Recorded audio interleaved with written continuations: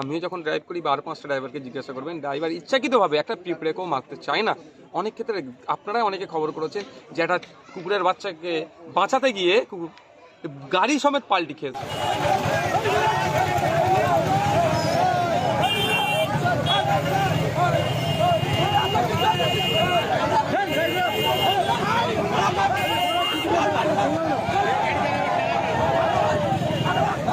কেন্দ্রের যে পরিবহনের ক্ষেত্রে যে আইনটা নিয়ে এসেছে আমিও কিছুটা পড়লাম। আমি মনে করলাম ওটা ড্রাইভার ভাইদের সম্পূর্ণ বিপক্ষে গিয়েছে।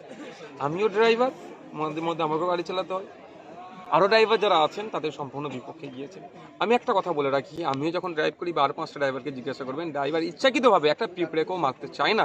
অনেক ক্ষেত্রে আপনারাই অনেকে খবর করেছেন যে একটা কুকুরের বাচ্চাকে বাঁচাতে গিয়ে গাড়ি সমেত পাল্টি খেয়েছে, প্রাণ গেছে। তাহলে সে ইচ্ছাকৃতভাবে মানুষ তো মারা তো দূরের কথা, কুকুর বাচ্চাকে মারতে চায় না।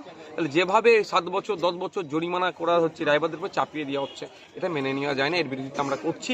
আমি আশা করব কেন্দ্র সরকার এই বিলটাকে নিয়ে বিবেচনা করবেন। এই বিলটা নিয়ে ওই অ্যাসোসিয়েশন যারা আছে, ট্রাক ড্রাইভার যারা অ্যাসোসিয়েশনের সাথে বসে একটা ওয়ে আউট বার করবে, যাতে করে ড্রাইভাররাও আমাদের সমাজের একটা অংশ, তাদের উপরে চাপিয়ে দেওয়া অনুচিত বলে মনে করি।